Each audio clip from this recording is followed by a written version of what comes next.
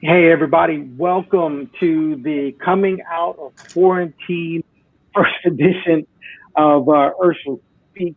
KVGI is all up in the air in the clouds, and I'm coming to you from my house.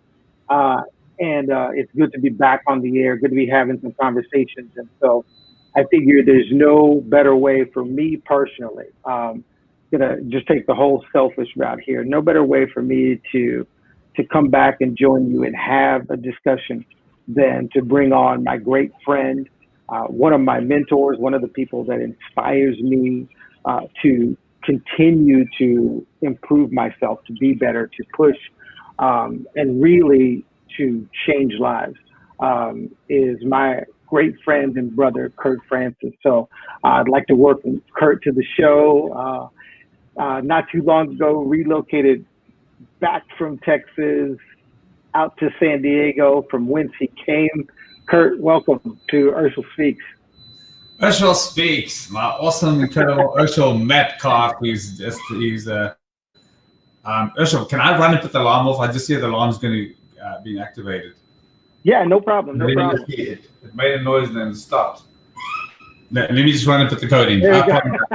No problem. No problem. Well, you're going to love getting to know Kurt. We're going to talk about some of the things that he's doing. And, and it's also very likely we're going to talk about the things that are going on that we're all seeing. But at the end of the day, it's still going to be the same thing. We're here to talk about adding wisdom to your life, making a difference, and most importantly, fulfilling your potential.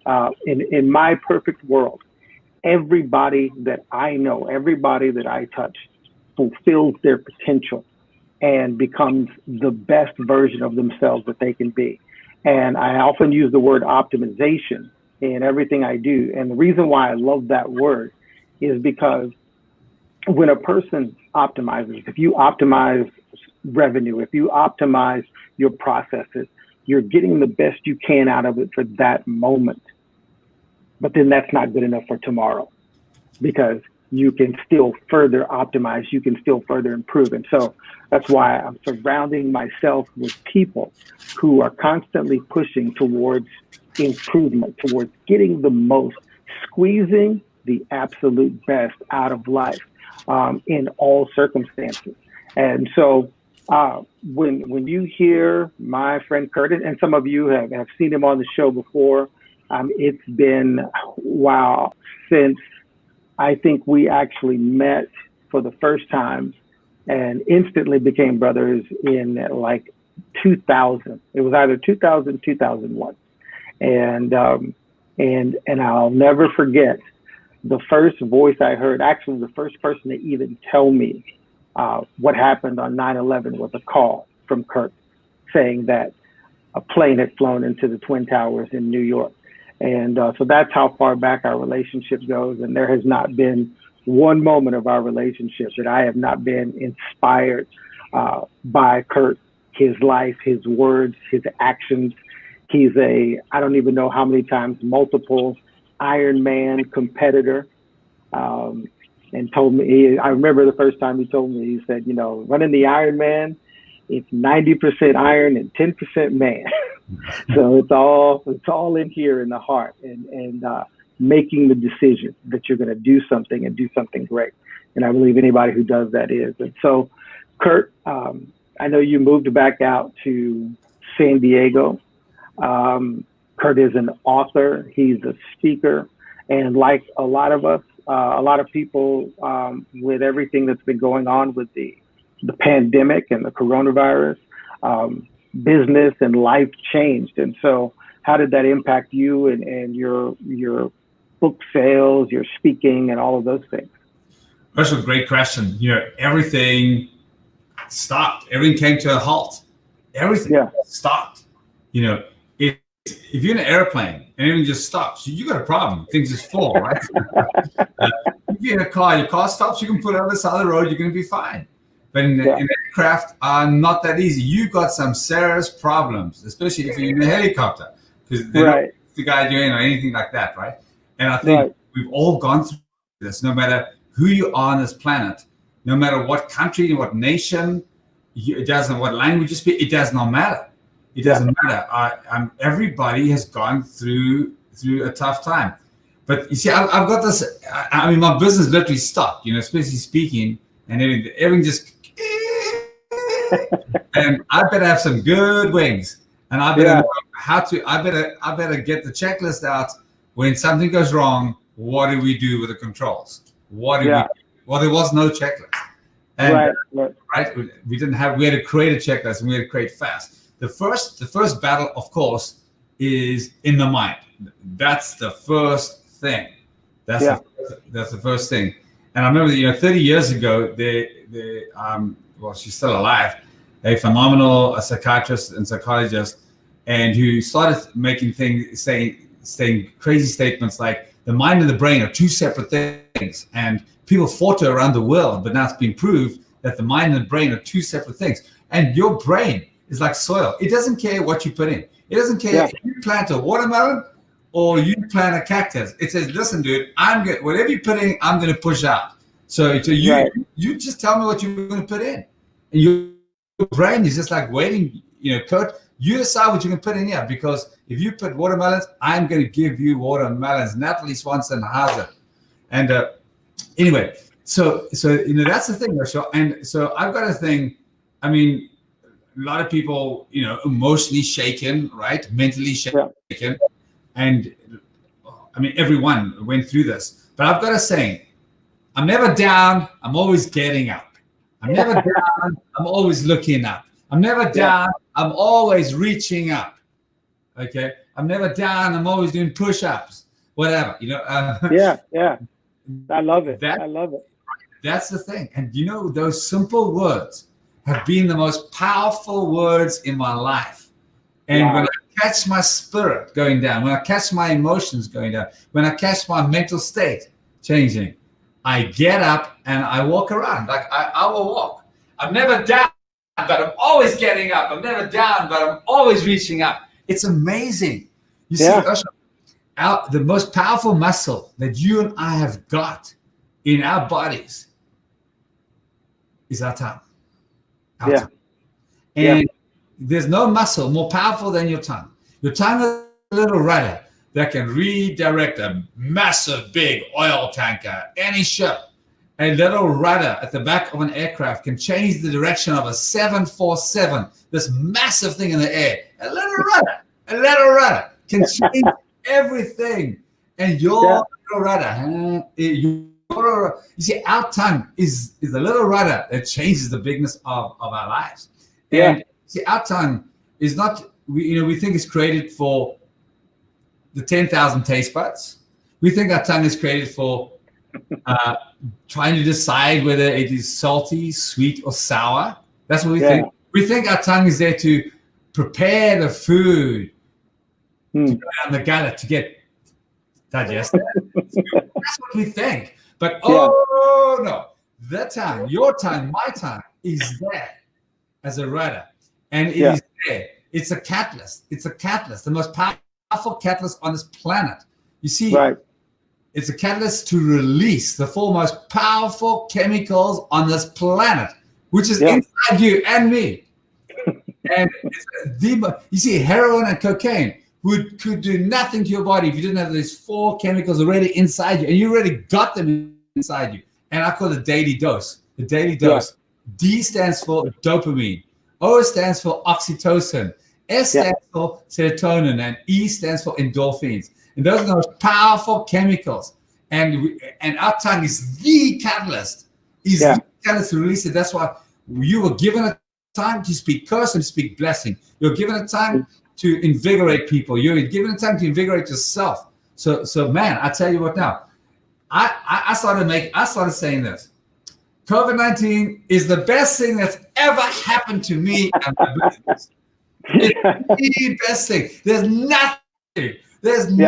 Now listen, at the same time, I understand that there's 100,000 people in the United States have lost their lives. Exactly. At the same time, I know that means there's probably about 1 to 10 million people being affected with the deaths of families hurting, fathers not coming home, mothers not coming home, children not coming home, grandparents not coming home.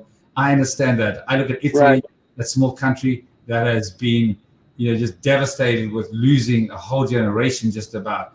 I understand that. It hurts us. There's a lot of people who lost income. There's a lot of people that couldn't pay their rent, their mortgage, their utility bills. There's a lot of people, mothers, who couldn't afford to feed their kids and now have gone down from 3 meals a day to 1 meal a day or 0 meals a day. That hurts me. I understand that. And I don't want to take light of that, But at the same time, no matter what I've learned, there's always somebody worse off than me. Right. That's right. And my, excuse me, my ability, your ability to impact, help, to build, to transform people's lives, is not greater if we're wallowing in the mud with them. Yeah. I absolutely saw, and I'm not gonna, I'm not gonna lie. When all of this first happened, I got a little nervous. I got kind of, oh my goodness, where are things going to come from? I'm out here freelancing and making things happen. And I just had to dig in and do exactly what you said, and say, you know what, there's nothing but opportunity. There's nothing but opportunity out there. And during this time, it has been more productive for me. There's been more opportunity, more contracts, more ways for me to actually do what I love to do. And I haven't even been on the radio, haven't even been doing this. And so I love that. But there's so much to it, just like what you said, and Amy Cuddy's book, Presence, talking even about how you position your body, and the words that you use. And that's why I love talking to you, because in the last 10 minutes, I feel like I've gone up 2 levels just listening to you share, how it was for you. And again, I've seen you in the last, year, 2 years, in the, New York Stock Exchange, what is the Harvard? Were you at the Boston in Harvard, yeah. All of these things that have been going on. So it wasn't like you were just puttering along in, in an old jalopy. I mean, you were flying on a jet, right? I mean, and so did you say your whole business came to a halt? And so then what did you do? What have you done with the books and the speaking, and how have you pivoted your business to continue to have an impact? Sure. Well, it's such a great question, because what happened was I started Transfigured, and I had a Transfigured membership a few years ago, but I decided, actually a friend, a coach of mine from Austin, Texas, in fact, said to me, he said to me about a year ago, he said, I'm going to speak to you about your membership. I think your membership sucks. And I said, what? And he told me. And that's when you have good friends in your life that can speak directly into your life and without getting offended, right? And like you, that same kind of person to me, I learned from you. But he said, Kurt, people want Kurt. People don't want all other stuff in there that's written by other stuff. People coming to your membership because they want you. So I let that whole thing die, and I reinvigorated it, COVID-19. And I realized, number one, there are entrepreneurs that can't afford to pay me $1,500 a month right now. Mm-hmm. They don't have any income coming in. Their business closed down. Everything stopped. So what I decided to do is radically turn everything around and start a new strategy group. It's more strategy than coaching, but it's we meet every single week, Zoom on live, and it's live. And then there's a membership area helping entrepreneurs. You see, our biggest problem as entrepreneurs is that not enough people know us. Not enough people know us. That's our biggest problem. Not enough people know us. Okay, that's the first thing. Right.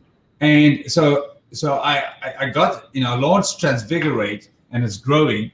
And I've got different entrepreneurs, from real estate agents to lenders, to financial advisors, to editors. I mean, I've got a number of different people who are, running their business or launching a business or taking their business to the next level. And the whole focus is on marketing. You see, the big problem that we've got, if I speak to real estate agents or life insurance agents, whatever, or just about any business, like even a dentist, okay, like if you run a dental practice right now, you've got to sell. You've got to do business, right? If you're a chiropractor, it doesn't matter. Right. And the problem is if you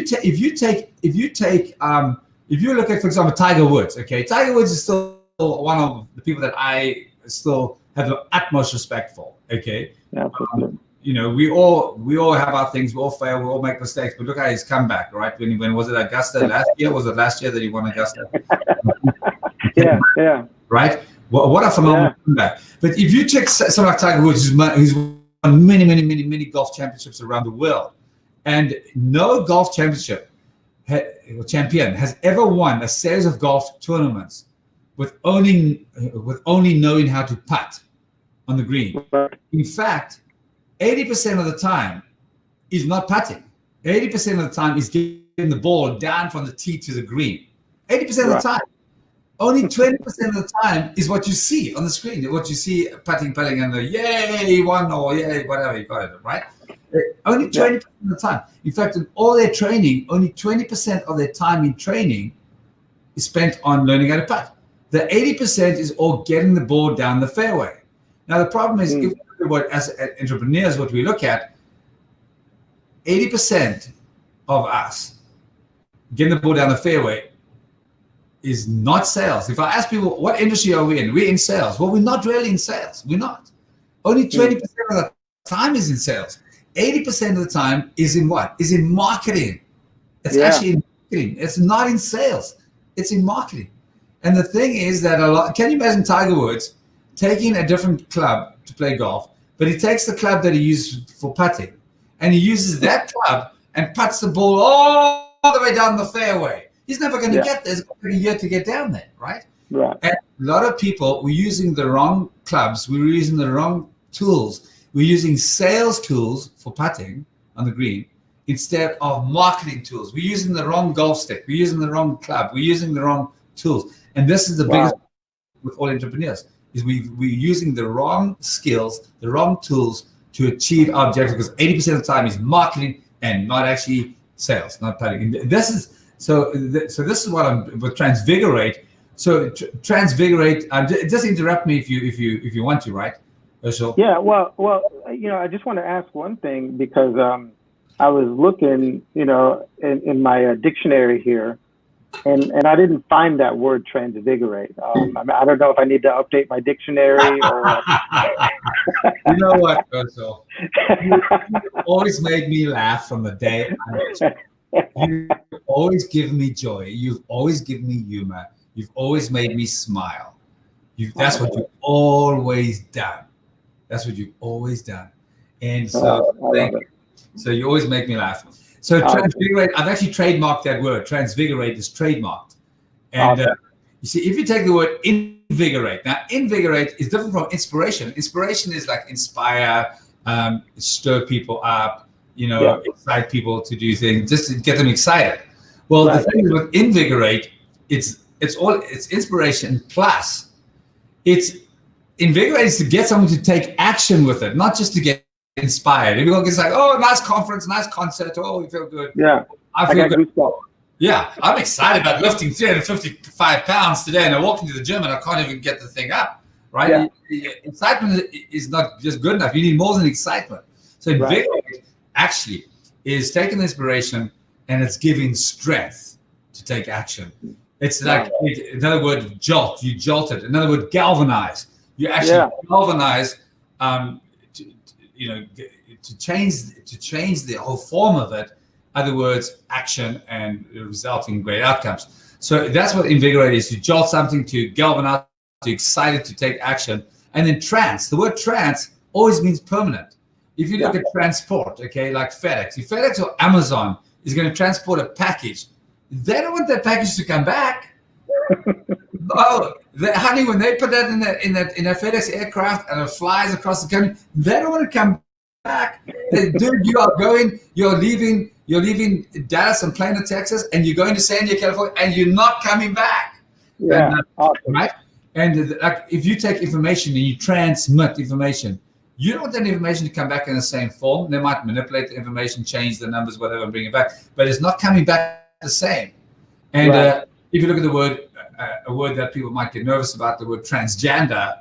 No one has a gender change, and in 5 years later, well, I'm going back to what I was. No, there's a permanency about it. So when we talk about transfigurate, we're talking about permanently invigorating yourself day after day after day to take action so that you can get the results and the outcomes that you desire. So that's what transfigurate is about. Transfigurate. So I was called, Chief Invigorator. Now I'm, the Transfigurator. Okay. That's what I've become, the Transfigurator. And, nice. You see, Urshel, the thing is that our biggest problem, we don't know enough people, and enough people don't know us. Right. Okay. That's the thing. So the big question is, how do we do that? How do we do that? How do we actually do that? And for example, just your radio show, that's part of what you're doing, right? Right. People know you. Why? Because you've got a phenomenal gift on this planet, because you invigorate people. You've always done that to me. You are one of the best. No, I lied. You are the best spinning instructor there's been on this planet, because I have never seen anybody lead a spinning class like you. When I moved to California, I said, "Where's my Urshel?" None of these guys have got what he's got, because you inspired people. You could take somebody who's never been on a spinning bike ever before and make them feel so part of that class. And by the time they walk out, they know they've been in a spinning class. Their skill levels improved. They've lost a few pounds. They feel better about themselves. I mean, it wasn't just the body. You were helping with their mind, their soul, spirit, their desire for life. When you walked out of that class, people thought, I thought spinning class was just to get on the bicycle, and not with Urshel. And so, that's what you do. But I want to say, I put a message out a few weeks ago that some people got nervous about, and it was this. You see, what happens? What happens is that in COVID-19, everyone said, get smaller, stop what you're doing. And I understand that. Stop spending money. Understand that. I understand that. Stop. You can't do things as we used to. You've got to wear a mask. But the whole thing was contracting. And contracting means not writing a contract, but contracting means getting smaller, becoming smaller. And the problem with entrepreneurs right now, that everybody's just thinking getting smaller. And actually, to be honest with you, is exactly the opposite. This is the time where we've got to get bigger. We've got to expand during contraction. Our minds need to expand. Our spirits need to expand. Our energy needs to expand. Instead of getting up at 6 a.m. in the morning, you're going to have to get up at 4 o'clock in the morning. Like you said to me, oh, this is going to be 8 o'clock Central Time, so it's 6 o'clock in California. So what? If I said, that is too early for me to get up. Dude, I'm the wrong person on your show. Right. Okay? I'm the right. No, you should go. We're actually going to record at 5 a.m. Central Time, so that means 3 o'clock your time. Kurt, are you ready? And I said, yes, I am. Right. Yes, right. And so we've got to think bigger. We've got to take our energy, make our energy bigger. We're going to have to get out of bed earlier. We're going to have to work that much harder. We're going to have to work that much smarter. We're going to have to best use our time every hour of the day, break it up 15 minutes, and use it in a better way, so that we can have the outcomes. That while the world is getting smaller, not just because of technology and global communication, things like that. The world's getting smaller because of COVID-19, because people don't have the resources that they had. And I want to inspire people. Is now the time to take action, to think bigger, while everybody's thinking smaller. Yeah, that's awesome. And when you look at that, both from the small entrepreneurs to the big businesses, it's the same thing that we've seen over and over again. It's those individuals. I remember, my awesome friend Natalie. She's always listening. I think you and Natalie may have even chatted one time. I think I might have sent her to your website. She's a realtor here in Dallas. And the first thing I started seeing from her when she started posting, she was like, don't believe the nonsense. Don't believe what you hear. The real estate market is still great. We're still kicking butt. And every time I see something that she posts, she's out there, making things happen. But sometimes we've got to be able to do it in a different way. We got to think beyond, and I'm not going to use the the cliches. I have an allergy to cliches, but we got to think beyond what anybody has ever done, because we literally have, even in this situation, we have more opportunities than we've ever had in the history of, in my opinion, in the history of mankind. We have so many ways that we can make a difference, make impact, and make money. But it's those who decided that in this situation, I'm going to thrive, I'm going to grow, I'm going to excel. And I've seen people doing it. And again, it doesn't take away from the challenges, the fear, the debts, or any of those things. But even in that time, someone has to lead into the next way, the next level of thinking and achieving and seeing greatness in the middle of this chaos that we've had across the planet. Urshel, absolutely. You see, the thing is, and I love how you said thrive, because most people are just trying to survive. And that's what everyone's teaching. Everyone's teaching. So take your goals and rewrite them. Well, yes, I get that. But I think we should say, no. I want to keep my goals like it is, but what can I change so I can reach those goals? What actions? If people making money now, look what's happened to, for example, Peloton bikes. Bikes. They're selling more bikes because people can't go to the gym, exercise home. What do you think of all the you look at Lysol and all these other companies, sanitize? They're killing it right now. They're killing it. What's this plexi? This glass, not glass, but the plastic thing. The plexiglass. Yeah, plexiglass. I mean, look at that. The company San Diego, they are working. They are working like till 12 o'clock at night and back in there by 5 o'clock in the morning. They can't keep up with the demand. So what can we do? What can we do to now say, well, Kurt, well, I'm a real estate agent. People aren't buying homes, so I'm a lender, and less people need to borrow money right now. Which is not really the truth, but that's perception, right? So my thing is then now's the time to market yourself like crazy, and so with Transfigurate, you're gonna laugh at this. When I was charging $1,500 a month, I put in group coaching, and I didn't bring it down to $1,000 a month. I didn't bring it down to $600 a month. I brought it down to $33 a month. That's what I'm doing. And I'm putting people in group coaching, and it's to transfigurate people's lives. And if people from all over the country and also out of the country as well are joining it. Sometimes people can't even make the time that they actually, get on the call, but they watch the recorded version after. And so I want to encourage everybody. It could be the best $33 one ever spends in your life. And you just go to transfigurate.com, transfigurate.com. Just go to transfigurate.com. You'll learn more about the program, the membership area, because it's to transfigurate people's lives. That's what I want to do, because people need it now. People need encouragement. People need invigoration right now. People need to be inspired to take action. And this is not the time, we get down. This is the time we get up. Now's not the time to lie down. Now's the time to spend less time lying down and more time being up. That's what it is.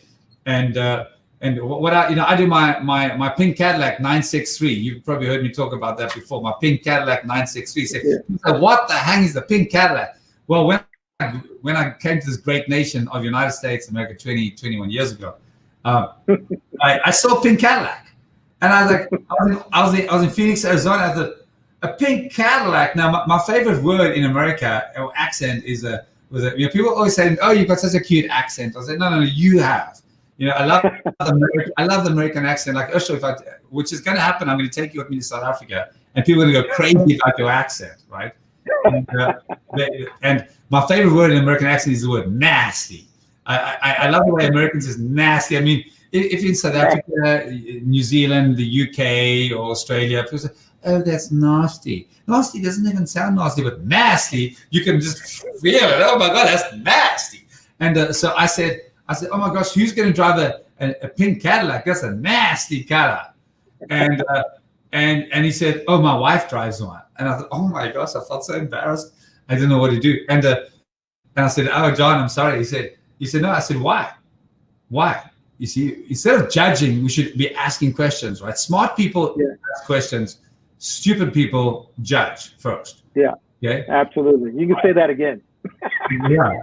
Smart people ask questions. Stupid people judge. Okay. Right. Right. And this is what we're going through as a nation right now with George Floyd. Is people judge people because they're color, or judge people because they speak with an accent, or judge people because the way they look, if they're overweight, judge people because the car they're driving, judge people because the house they're living in. We always judging instead of asking questions. Yeah. Like Warren Buffett's, he doesn't drive the latest, greatest new car. He's still got a flip phone somewhere. Right. He lives in the same house. Yeah. Yeah. If someone saw him in that old house and they opened the flip phone, then, oh my gosh, dude, you're not going to make it in life. And you don't have a smartphone. You don't have look at the car you drive, look at the house you live in. We judge people all the time. And that's what this whole thing, or what our country's going through right now, the protests, it's all about judging. It's all about judging. And fools judge first. And hey, I've judged too many times, and I'm not saying I made that mistake, Urshel, more than anybody else. So I judged the pink Cadillac, not knowing that a person who drove the pink Cadillac, like his wife, meant that she had earned at least over $100,000. It's probably a lot more than that nowadays. Okay. Yeah. I was judging somebody like, nasty color. I learned, don't judge a car by its color, because you don't know. Okay. And we tend to do this. We do this all the time. And the thing is that with I started studying up because Mary Kay's people, and she started a company because of diversity, because her company had been with 10 years, World, whatever it was called. Hey, wasn't she from Dallas in Texas? Wasn't she from your area? She's from Texas. Yeah. Yeah. And if you look at her, and she said, "No, I'm going to start a company that we don't push people down because of that they're women. We're going to help people." And she said, whenever you look at any human being, one thing, they've got something hanging around their neck. Something hanging around their neck with a string around it. And it says, "Make me feel good." And she said, you just do that. Make people feel good. Good. Wow. Urshel, you can change their life, and people can listen to you. And let me tell you, and our biggest problem, as you spoke at the beginning, is that entrepreneurs, our biggest problem is that not enough people know us, and we don't know enough people. That's our biggest problem. And so one way to make people know us better, make them feel good. Make them feel good. Everybody, make them feel good. Ask questions. What are they going through? And so, my buddy, I've been talking a lot about you in the last 2-3 days. Since Sunday, since you shared a very private story, a personal story that happened to you. And the thing I love about you is that you never play the victim card. You never do that. You always. You always believe that you are a source and a resource for people to come to, because your spirit inside you, the spirit inside you, and that's why I've always I always want to have you in my life, because you did that for me. So Urshel, so that's a little bit about there's a lot I can tell you, but I've learned a lot through working with people, and our job is, you see, what is it? You were one out of 400 million sperm who won it, and you were chosen because, you see, what happened is that our Creator, whoever you may believe it is, our Creator realized, wait, the world needs this. So that 400 million sperm has got to win, because there's something this planet does not have yet. So we've got to bring this guy called Urshel, and it was like, there's Kimmy here, and there's Natalie Swanson, who's saying great comments, and I appreciate that. Natalie, they were saying, the crazy said, I need a bit of a Natalie Swanson. I needed her to come in. I needed Kimmy to come in. I needed Urshel to come in. So that 1 million out of 400 million sperms, they've got to come, because this planet has not, it doesn't have that resource yet. So that's why I put her on the planet. That's why I put Urshel on the planet, because the world needs that. So that's why, we've got a calling. We've all got a calling. And that is to get more people to know us, so we can input them and invigorate them. So the pink Cadillac 963 is this, because America has to make people feel good. And like if you get an airline and they say, please put the oxygen mask on, because you can't help somebody if you don't help yourself first. So that's why we've got to help ourselves first. And right now in our nation, I can't breathe. Everything's about breathing. Yeah. It's about breathing. If you can't breathe, I promise you one night you're gonna die. That is the end. Okay, so we've got to protect our breathing. We have to protect our breathing. And so how do we breathe? In fact, didn't this whole creation start with breathing on it? Yeah. It is the breath, right? That's it. The thing is, when you came on this planet, your calling is to breathe on people and to breathe what you've been asked to come and deposit in this lifetime, in this 90 years, 100 years, okay? And so with the pink Cadillac is 963 is every day, what are the 9 things that I'm grateful for? What are 9 things that I can say? Number 1, I'm grateful for to be on your radio show. Number 1, I'm grateful for that I could get up at 4 a.m. this morning.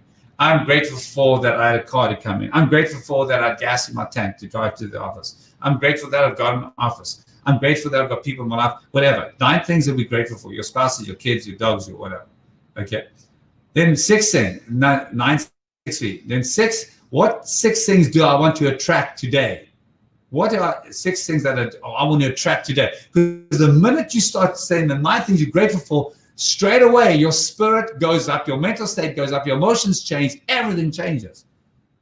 Because we've turned our mind. Because the battle, you see, this battle is 8 inches long. It's between our ears. It's 8 inches. Yeah. The biggest problem is the 8 inches between our ears. And so 9 things I'm grateful for, 6 things that I'm going to attract. Now, no one says, oh, I'm going to attract bankruptcy. I'm going to attract destruction. I'm going to attract death. No, nobody says that. People say, I'm going to attract life. I'm going to attract, perhaps more finances. I'm going to attract more love. I'm going to attract more better relationships. Okay. And then what's the 3? 963. The 3 things is, who are the 3 people that I am going to invigorate today? Because when we're feeling bad, when we're feeling down, you know what? As we said earlier, there's always somebody else worse than us, right? There's always somebody's bad.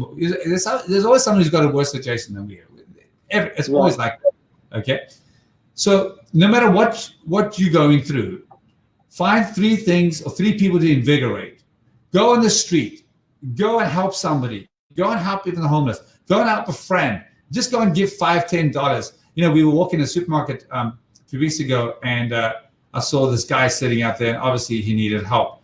And we were going to go and buy some chicken, and I decided to buy double the amount of chicken already cooked. And I took 1 chicken, we gave it to him. And I wasn't going to look at him and wait for a thank you. It wasn't about me getting a thank you.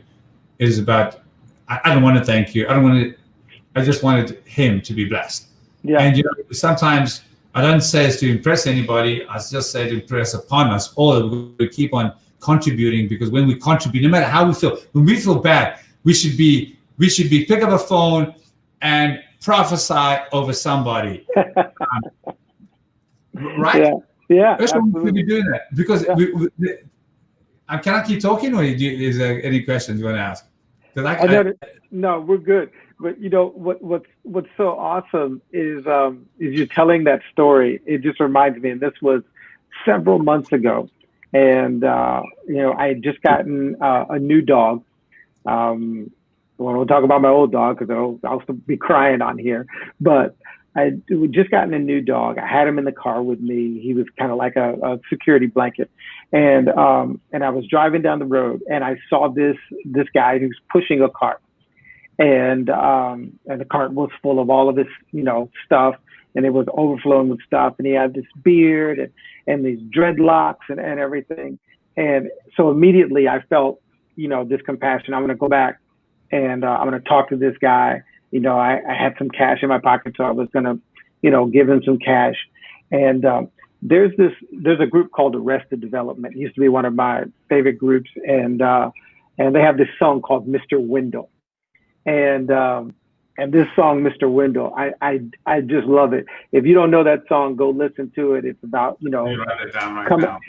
coming up on this homeless man.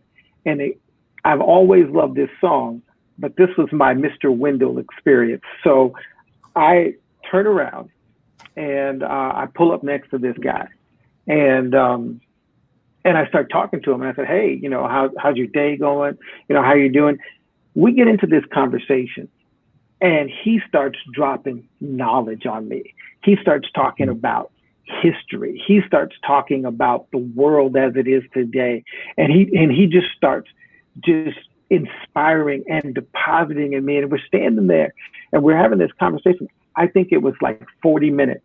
I'm on the side of the road talking to this man who looks homeless and who's pushing around his world's belongings in a cart in Plano, Texas. And I'm having this conversation. I'm excited. He's got like this prepaid phone, and you know that, you know, he's like, well, you know, here's my number, you know, and just leave me a text, and you know, do this and do that. And he said, I want you to think about this. And he's just, you know, putting these downloads in my head about all of these things, and I'm learning stuff from it. And when we finished the conversation, you know, I knew I had to go, you know, and I shook his hand, and when I shook his hand, I, you know, gave him the cash that I had. And as I got in my car, he looked at me, he said, remember, young buck, stay dangerous. Stay dangerous. Oh. Don't ever be safe. Wow. Don't ever be safe. And I thought, man. and I was just, I got in my car and I started driving back home, and then I pulled over again because I had to take some time to process what this encounter really was. And when you listen to this song, Mr. Windell, because that's the first thing I thought of when I saw this guy. And I was like, this is exactly what I'm talking. I thought I was just going to make a deposit in someone's life that needed help. Thank you, Lisa. It's great to start our day with you too.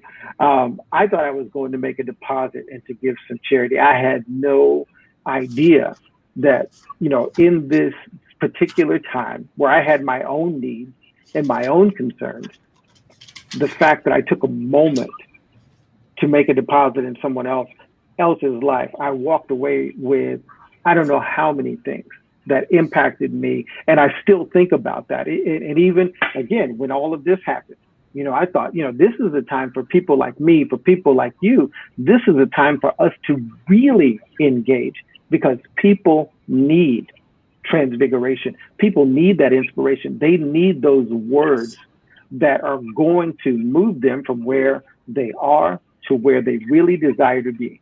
And I just absolutely love that. And I think about it all the time. I'm going to stay dangerous. My words are going to have an impact. And I absolutely love that. So let's talk, you know, we've got another 10 minutes, and we've been scrolling your website, you know, kurtfrancis.com, but also transfigurate.com. And people could connect with one of your groups there. And I know you work with realtors, you work with people who want to write books. What are some of the other types of entrepreneurs that you work with to help them achieve their goals? Well, I had a cardiologist from DC call me last week, and very interesting. So it's really interesting that no matter what we do, we all need to transfigurate our lives. We all need to take our lives to the next level. It doesn't matter who we are, and it doesn't matter, you know. You see what I did. You see what we tend to do. We stay in our industry, and we only go to our industry conferences and seminars, and then we just grow into a rut, and everyone just becomes the same. And what I decided to do 3 years ago is to get out the industry, and in terms of self-development, and go and see what are the world's top marketers doing, what are people doing outside the industry. And a lot of things they're doing there, they're not telling people, you know. For example, if I look at 99% of everyone's business cards, the business cards always tell people what they do. I'm a realtor, I'm a lender, I'm this, I'm a title rep, I'm whatever. Yeah. People don't care what you do. And people don't care what you do. And that's the first thing we tell people what we do. But people care who we are. Who are you? Exactly. Right? And so when I put after studying all these different people, I came up with a marketing formula, M4O. M4O. It's a powerful marketing formula. They changed it because our biggest problem is that not enough people know us, and we didn't know.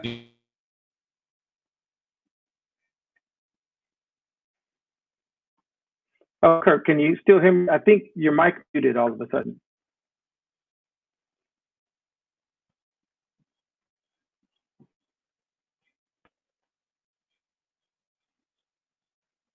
And while he's getting that figured out, those of you that are watching and listening, again, Kurt is somewhat, obviously you can tell by his Southern accent that he has there.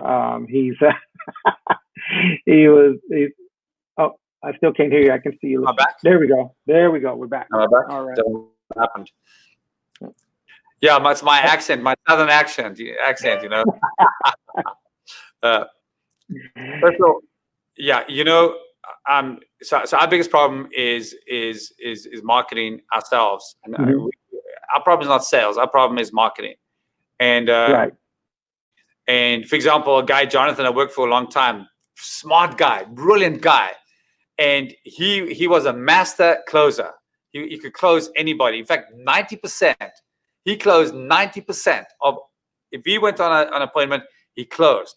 Now he does many big stuff, and he closed 90%. So in the first quarter, he had 10 very good appointments, and he closed 90% of them. So in a quarter, he was doing $90,000 to $100,000 per quarter in his pocket. Wow. Okay. Wow. Really, really well. Then another guy, Darren, and a guy worked with Darren, he was not a great closer. In fact, he only closed like 50%. But Darren, what he did, he didn't have 10 appointments a quarter. He had 60 appointments a quarter. And he closed 50%, lousy closing ratio. But he was closing 30 people. And Darren wasn't making $100,000 a quarter. He was making $360,000 a quarter. And he's a lousy closer. So what I'm trying to invigorate is I'm looking for lousy closers. And if you're a great closer, people that are lousy at closing. And I'll show you that you can make more money than people that know how to close. Right. I turn the Darrens into people that, you know, do incredibly well. I turn the Jonathans that are great closers, and some great closers are only making $100,000 a quarter, and some lousy closers are making $300,000, $400,000 a closer, because it's about marketing, and it's about being authentic. It's about being real. You know, so many times we don't say something because we're scared we're going to offend somebody. Right. And now I'll do a touchy. It might even be a cuss word. We don't say it because sometimes we need to say it, not to hurt somebody, but to cause a reaction.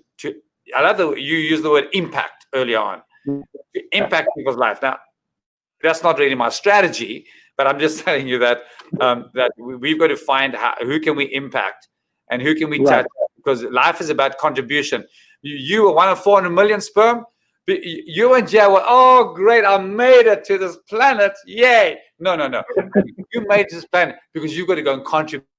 You've got to go and give. You've got to go and impact. You've got to go and influence. You've got to go and touch somebody's life. That's why you made it to this planet. You know. Yeah. Right. We started the show talking about that, and talking about what if we lived in a world where everybody fulfilled their potential, where everybody knew their purpose, where everyone was in touch with their own identity and why they exist.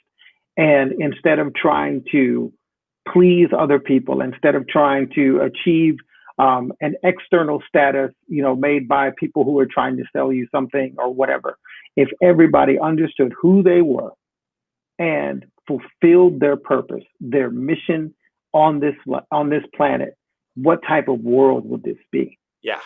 You know, what type of joy, what type of happiness, Yes. what type of communities will we have? There'd be so much less jealousy and fighting. It would just destroy the insecurity that makes people hate and that makes people do all of these other things that tear down a society. If people just knew their purpose and they were fulfilling it and on that path to accomplishing what they were put here for. Urshel, dude, that is so powerful. That is so powerful because you know, I feel, well, I don't know what my purpose is. Well, number one, your purpose is to contribute. That's the first thing. Your purpose is to contribute. But what should I contribute? Well, let me come to your home. I'll find something you can contribute. I will find something in your house that we can go and give somebody, number one. Or I will find somebody on your telephone list. I'll pick up your phone and I'm going to dial. We'll start off. You must be at least 100 people in there. I'm going to start dialing people and see how can help one of them. Number one. Yeah. Okay, and then we can start. Then your coworkers, then your neighbors, then your kids, your parents. Let's find somebody to contribute something. Then what do you love doing? You know, so often we try and work on our weaknesses, but it's not that. We've got to work on our strengths. We've got to because we were given strengths to go and give to other people. So we spend all the time. Oh, I must work on my weakness. I must become perfect. You know, I must become. Oh, shut up! You think you weren't created to be perfect. You weren't meant to be perfect. Right. There's only been one person probably on this planet that was perfect. Okay, you're not created to be perfect. Like my book, you know my book, and you know my story of my book. And I've got a few minutes. So yeah, we got some time. Mark will be mad if we go a little bit over. Like well, the last celebrity launch pad at CNN was 2 years ago, and I was one of 15 around the world to be chosen to go on this, and it's so interesting. And 3 weeks before going on it, we had this coaching call, and the coach said to us, to all the people that were going to go there, so we've got 3 weeks left. Tonight, I'm going to unmute Kurt Francis, and we're going to create his segment proposal that he's going to pitch to all television producers around the country.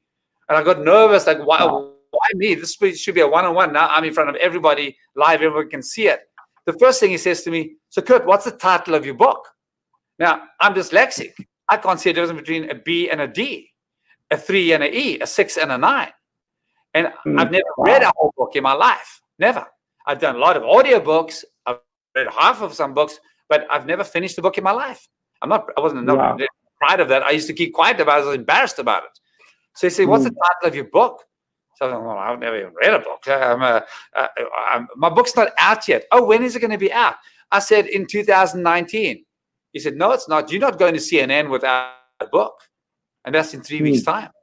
So by next week, I want a book title, I want a cover, and I want it to be off to the publishers. And so I wrote that book in 4 days. And what happened, I went to CNN. That's another story. It was a phenomenal success. And I went through the roughest time of my life at CNN, by the way. And but I went to a new level. So the next day, I was in Atlanta, where CNN headquarters. It started at the hotel. My book launch was the next day, the Tuesday. So I flew back to Austin, Texas, where I was living at the time. Got back at 1, 2 o'clock in the morning. And the launch was at 10 o'clock. And then Maria Shriver, Arnold Schwarzenegger's ex-wife, she was 4 position, and I was number 5 position. And then my book became number 1 for 10 days. So that's how I became a bestseller. Well, not how it became, that's what happened. And I learned the tricks of the game. But let me tell you something now. Urshel, there are so many mistakes in my book. There are hundreds. Okay. Hundreds. And I'm so glad. I'm so glad for the hundreds of mistakes. First of all, I was embarrassed about it. A friend of mine said, stop. Because let me tell you something now. That book, I never wrote it for that reason. I wrote it to have a book for CNN. Right. That book has touched a lot of people's lives. I've had calls from Scotland, from Thailand, across America, from South Africa, how the book has touched their lives. Okay. And with all the mistakes in it, there's so many mistakes in it. And the proper author said, oh, well, look at that. Well, I'm so glad of mistakes because someone read my book and they said, Kurt, there's so many mistakes. And she told somebody, a member of my family, and she was like, so mad. Why do you tell Kurt? Why do you tell Kurt? No, I'm so glad she did because now she's an editor. She now works for me. Wow. She found, so I've got the world's best editor doing stuff for me right now. Why not for me? Because I'm helping clients. Because I started my own publishing company for that to help people. Because it's not what we do on a business card. It's who are we? Who are you? People don't buy what you do. People buy who you are. People don't buy what you do. People don't care what you do. But they buy who are you? Who are you?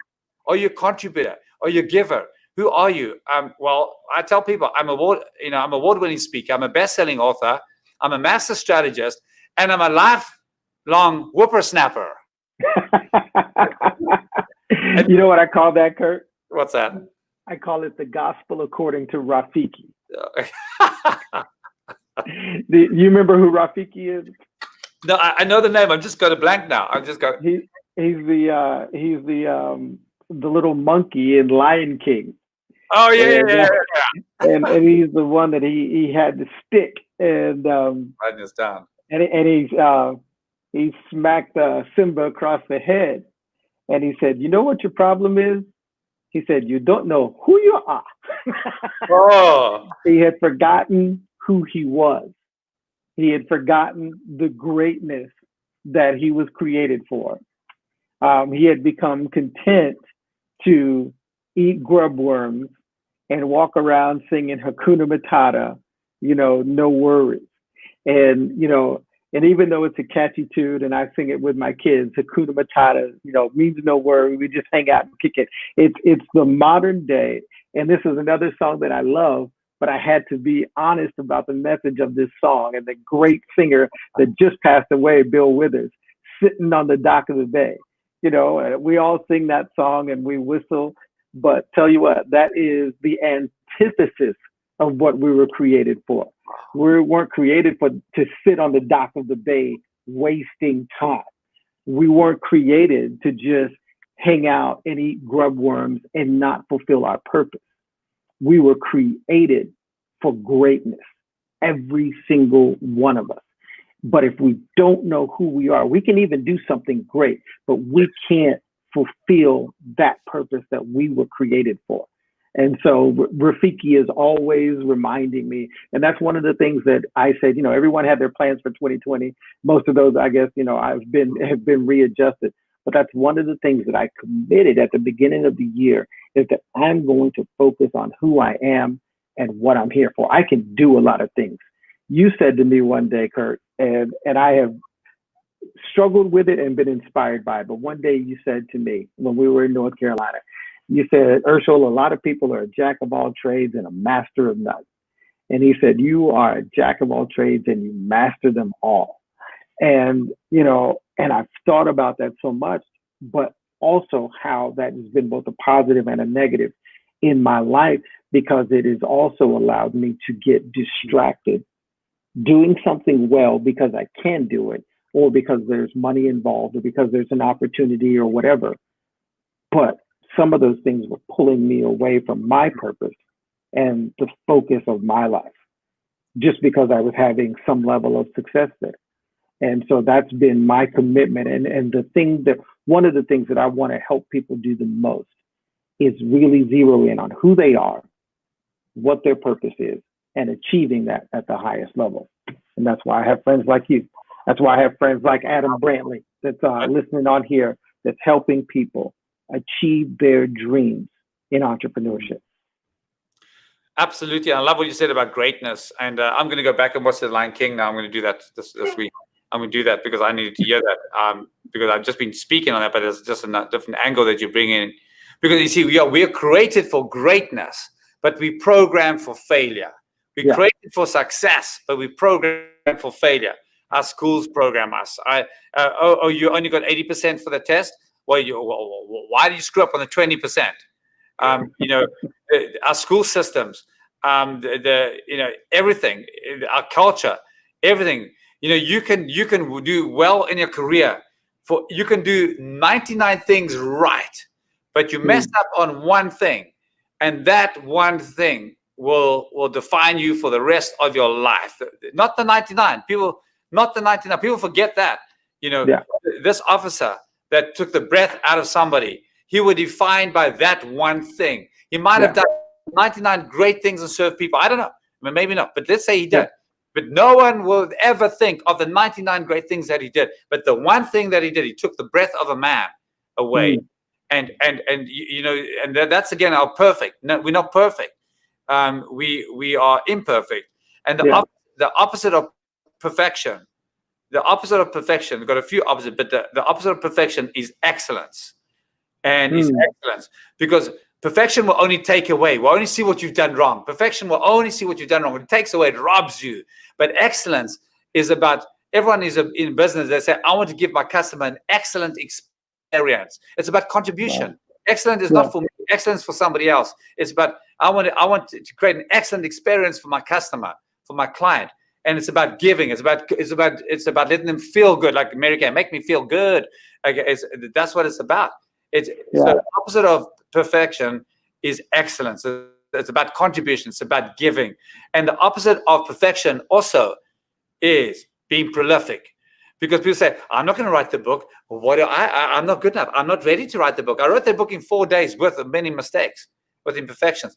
And it's not how great I am. It's got nothing to do with that. It's that if I hadn't written that book, there's somebody in Thailand whose life would be suffering now, and in Scotland, and other people. And I never realized that book would impact people. So because we want to be perfect, we want our book to be perfect, we want everything to be perfect, we're limiting somebody else from having an excellent experience and from being prolific. And that's why we've got to do it. We've got to stop trying to be perfect. That's why, your broadcasts on this, they're not perfect. But let me tell you something now. You're doing a hang of a lot more than a lot of other people who just wanted to do it and just talking about doing it, but never doing it. But you are doing it, Yeah. Yeah. So, hey, I've got to run for the alarm again. So okay. Well, again, go off. I've got to really run. We don't want the police showing up. And but listen, everybody, so many people that are listening in and that are commenting. I'm glad you had the opportunity to meet my good friend and my brother, Kurt Francis. You can go to his website, transfigurate.com. He's been absolutely impacting entrepreneurs' lives. He's been impacting my life for over 2 decades now. He's a great friend and brother. He's out in San Diego. But he can help you no matter where you are. And I want to thank you. We're back live, and I apologize for the poor lighting. I had some technical difficulties this morning, but you know what? Had a great show with my good friend, and all of you that are watching and listening. Please make sure you go check this out and subscribe to the YouTube channel. Make sure you check out the other things that are happening on KVGI Radio. And, I'm going to say it just like my good friend Kurt used to say on his voicemail 20 years ago, you go and make this the best day of your life. All right. Have a great day, Kurt. I love you, brother. Love you, buddy. Love you. Miss you. And let's catch up really soon. Let's do it. All right. You guys have a great day. Okay. Thank you.